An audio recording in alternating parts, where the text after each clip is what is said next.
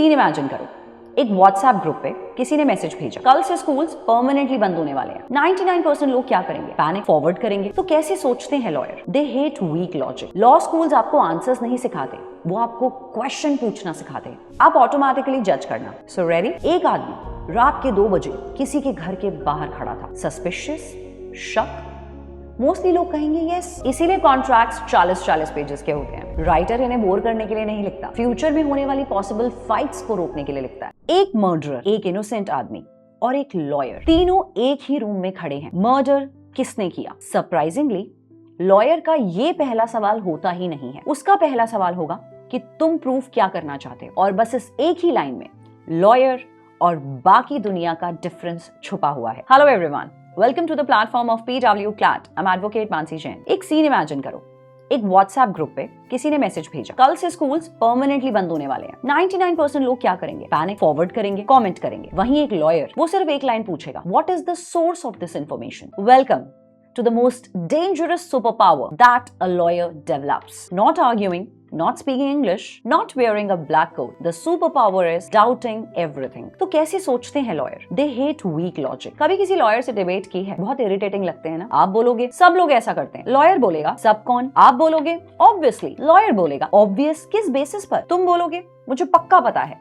Lawyer बोलेगा पक्का, लेकिन किस अजम्पशन पर? उस मोमेंट पर लगता है यार इंसान हो या क्रॉस एग्जामिनेशन मशीन। लेकिन सच बताऊं, ये एटीट्यूड कोर्ट रूम में नहीं बनता, ये एक हैबिट बन जाती है। लॉ स्कूल्स आपको आंसर्स नहीं सिखाते, वो आपको क्वेश्चन पूछना सिखाते हैं। एक सीक्रेट, अगर तुम किसी लॉयर से बोलो ट्रस्ट मी, तो उसके दिमाग में ऑटोमेटिकली नेक्स्ट सेंटेंस आएगा डॉक्यूमेंट्स दिखाओ। You know what, every story has a missing camera angle. Bollywood ने हमें एक बहुत डेंजरस हैबिट सिखा दी कि हीरो जो भी बोल रहा है वो सच है, लेकिन लॉ में हीरो नाम की कोई कैटेगरी नहीं होती, सिर्फ वर्जन्स होते हैं। Take the example of movie Drishyam. Audience Ajay Devgn की साइड पर थे, पुलिस अपनी साइड पर थी, दोनों के पास स्टोरी। सवाल ये नहीं था कौन इमोशनल है, सवाल ये था कौन एविडेंस से अपनी स्टोरी सर्वाइव कर सकता है। और लॉयर्स इसी लेंस से दुनिया देखते हैं। हर इंसिडेंट में उन्हें एक इनविजिबल कैमरा एंगल दिखता है जो बाकी लोग मिस कर देते हैं। Remember, emotions are the guest, fact own the house. Suppose एक न्यूज वायरल हो जाती है, emotional caption, emotional comments,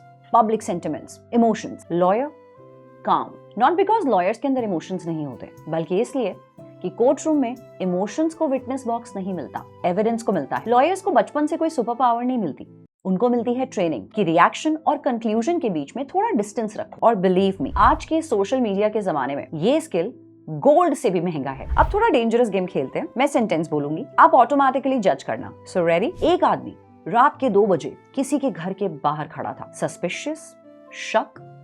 mostly लोग कहेंगे यस। लॉयर, कॉन्टेक्स्ट बताओ। हो सकता है वो एम्बुलेंस का वेट कर रहा हो सकता है डिलीवरी पार्टनर हो सकता है खुद उस घर का ओनर हो और उसकी चाबी ना मिल रही हो। देखा, फैक्ट सेम था, लेकिन सोच की वजह से मायने बदल गए। और लॉयर्स इसी गैप में काम करते हैं। Words are never just words. आप और मैं जैसे जनरली कैजुअली बोल देते हैं कि यार मैं प्रॉमिस करता हूं। लॉयर ये सुनता है कि क्या ये लीगली बाइंडिंग है या सिर्फ एक इमोशनल प्रॉमिस है। एक कॉमा, एक फुल स्टॉप, एक शैल, एक मे कभी कभी करोड़ों रुपए का डिफरेंस क्रिएट कर देते हैं। इसीलिए कॉन्ट्रैक्ट्स 40-40 पेजेस के होते हैं। राइटर इन्हें बोर करने के लिए नहीं लिखता, फ्यूचर में होने वाली पॉसिबल फाइट्स को रोकने के लिए लिखता है। और लॉयर्स वर्ड्स पढ़ते हैं, उन वर्ड्स का एक्सरे करते हैं। और इसी वजह से कभी किसी लॉयर को मैसेज भेजना और फिर देखना शायद रिप्लाई आएगा फाइन का मतलब happy, angry, agreement, sarcasm. Lawyers को ना एम्बिग्यूटी से एलर्जी होती है। चेस में आपने कभी बिगिनर मूव देखा है? ग्रैंड मास्टर 3 मूव्स बाद का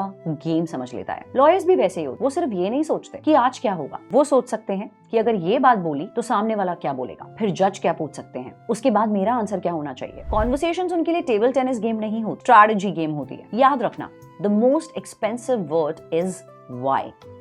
WHY। हर बच्चा वाई पूछता है, फिर बड़े होते होते बच्चा पूछना बंद कर देता है। लॉयर्स कभी बंद नहीं करते। वाई, एविडेंस क्यों, विटनेस क्यों, टाइमिंग्स क्यों। लॉ की दुनिया में जितने आंसर्स इंपॉर्टेंट होते हैं उतने ही क्वेश्चन, और कभी कभी एक परफेक्ट क्वेश्चन 100 एवरेज आंसर्स पर भारी पड़ जाता है। तो अगर आप लॉ स्कूल ज्वाइन करोगे तो सिर्फ बेयर एक्ट्स नहीं पढ़ोगे, आपका ऑपरेटिंग सिस्टम अपडेट होगा। आप धीरे धीरे क्रिटिकली एनालाइज करने लगोगे। आप हेडलाइंस कम, सोर्सेस पर भी ज्यादा फोकस करो। आर्ग्यूमेंट्स कम, लॉजिक ज्यादा ढूंढ रहे होंगे। लोगों की बातें कम, उनके शब्दों का वेट ज्यादा समझ रहे होंगे। और एक दिन कोई कैजुअली बोलेगा मुझे तो पक्का पता है, और तुम्हारे दिमाग में ऑटोमेटिकली एक आवाज आएगी पक्का, लेकिन किस बेसिस पर? उस दिन समझ जाना कि ब्लैक कोट पहने बिना भी तुम लॉयर की तरह सोचना शुरू कर चुके हो। तो कमेंट सेक्शन में एक लाइन जरूर लिखना, क्वेश्चन फर्स्ट कंक्लूजन लेटर। ये सिर्फ एक कमेंट नहीं होगा, ये होगा आने वाली हैबिट का announcement. Thank you so much everyone.